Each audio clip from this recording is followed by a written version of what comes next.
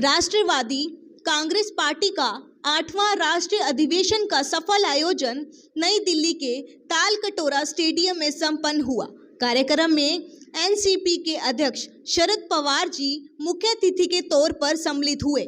इस दौरान राष्ट्रवादी युवक कांग्रेस के राष्ट्रीय अध्यक्ष धीरज शर्मा ने अपील की कि अगर 2024 में नरेंद्र मोदी और बीजेपी को हराना है तो आदरणीय पवार साहेब को ही सम्मिलित विपक्ष की कमान संभालनी होगी, क्योंकि बीजेपी जैसी पार्टी से टकराने के लिए उनके जैसे अनुभवी और ऊर्जावान नेता की ही जरूरत है। आदरणीय शरद पवार जी ने किसानों का मुद्दा भी उठाया और उन्होंने कहा कि हमें देश के किसानों पर गर्व है और उन्होंने यह भी कहा कि केंद्र सरकार के 3 काले कानूनों की वजह से किसानों ने 1 साल तक बहुत दुख सहा, लेकिन एनसीपी हमेशा किसानों के साथ खड़ी रही और आगे भी खड़ी रहेगी। पवार साहब ने महिलाओं के मुद्दे पर भी केंद्र और बीजेपी की सरकारों को घेरा और उन्होंने कहा कि राष्ट्रवादी कांग्रेस की महिलाओं को उनका हक और सुरक्षा दिला सकती है। शरद पवार जी ने राष्ट्रवाद पर बात करने वाली केंद्र की मोदी सरकार की सुरक्षा संबंधी नीतियों पर भी उंगली उठाई। उन्होंने देश की सीमाओं की सुरक्षा और चीन की लद्दाख समेत एलएसी के कई हिस्सों में अतिक्रमण का मुद्दा उठाया। उन्होंने कहा कि ये सरकारों के तमाम दावों के बावजूद चीन हमारी सीमा में घुसकर बैठे हैं और आज चीन से सावधान रहने की ज़रूरत है। पार्टी के वरिष्ठ नेता सह सांसद सुप्रिया सुले जी ने कहा कि हमारी पार्टी एनसीपी जीतने का स्ट्राइक रेट शानदार है, इसे बरकरार रखना है। पर मजहब से बदल जाता हूँ, मैं मुसलमान हूँ, पुनर्जन्म की बात नहीं कर पाता, मगर अब ये 2 लाइनें देखिए उस महान क्रांतिकारी ने।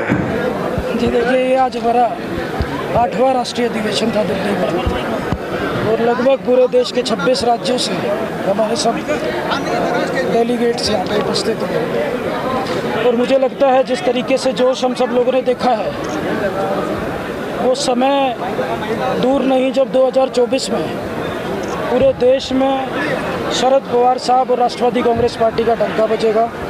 हम लोग तेज़ी से अपने संगठन का विस्तार कर रहे हैं और ये हमारी पार्टी के कार्यकर्ता ही नहीं, देश के सभी लोगों को लगता है कि गुजरात मॉडल तो बहुत देख लिया, अब महाराष्ट्र मॉडल देखने की बारी है। जिस तरीके से देश के केंद्र की सरकार ने बड़े बड़े वादे, बड़े बड़े घोषणा की है, आर्थिक रूप से हम लोग विफल होते जा रहे हैं, श्रीलंका जैसी स्थिति में आते जा रहे हैं। अब मोदी जी पे 2024 में देश की जनता विश्वास नहीं करेगी।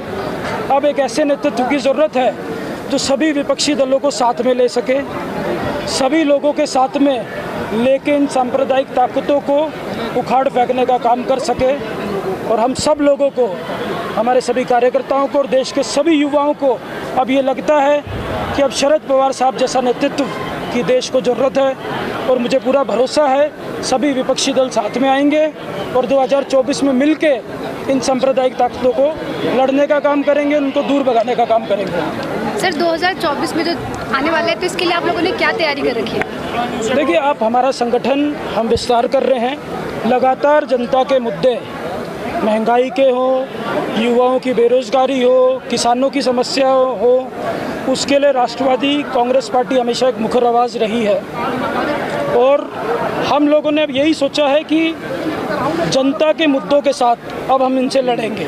ये कितनी ही हमारे पीछे ABCDI, इनकम टैक्स कुछ भी लगा दें, लेकिन हम अब इनसे डरेंगे नहीं, दबेंगे नहीं और इनसे लड़ने का काम करेंगे। सड़क से संसद तक अब इनसे लड़ाई के लिए हम लोग तैयार हैं। राष्ट्रवादी कांग्रेस पार्टी 2024 के लिए पूरी तरीके से कमर कस चुकी है।